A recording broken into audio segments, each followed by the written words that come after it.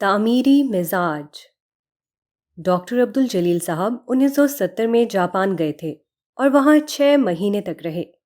انہوں نے 14 اکتوبر 1984 کی ایک ملاقات میں بتایا کہ وہ ٹوکیو میں مقیم تھے اور اپنے کام کے تحت ٹوکیو سے ایک مقام پر جایا کرتے تھے۔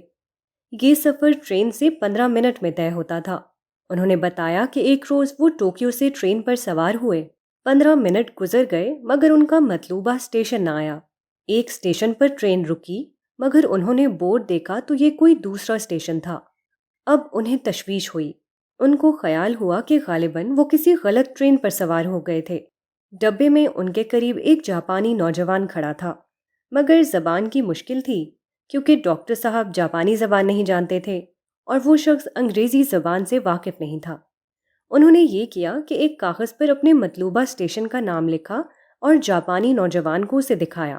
ڈاکٹر صاحب نے بتایا کہ اس دوران ٹرین چل چکی تھی مگر ابھی اس نے پلیٹ فارم نہیں چھوڑا تھا۔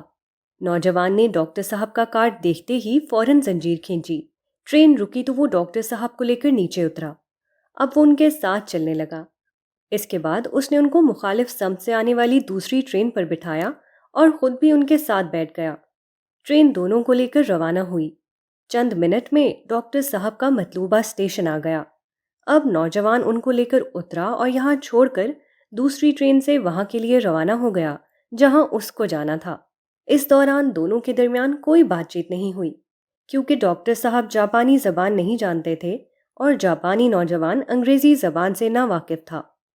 اسی طرح انہوں نے بتایا کہ میں کسی سڑک پر تھا۔ میں نے دیکھا کہ 2 جاپانیوں کی کار آمنے سامنے سے آتے ہوئے ٹکرا گئی۔ دونوں اپنی گاڑی سے اترے اور ایک دوسرے کے سامنے سر جھکا کر کھڑے ہو گئے۔ ایک نے کہا غلطی میری ہے، مجھے معاف کر دیجئے۔ دوسرے نے کہا غلطی میری ہے، مجھے معاف کر دو۔ اسی کا نام تعمیری مزاج ہے اور یہی تعمیری مزاج قوموں کی ترقی کی سب سے بڑی ضمانت ہے۔ اس کے برعکس جس قوم کے افراد کا یہ حال ہو کہ وہ صرف اپنے آپ کو جانے اور دوسرے کو نہ جانے، وہ کبھی کوئی بڑی ترقی حاصل نہیں کر سکتے۔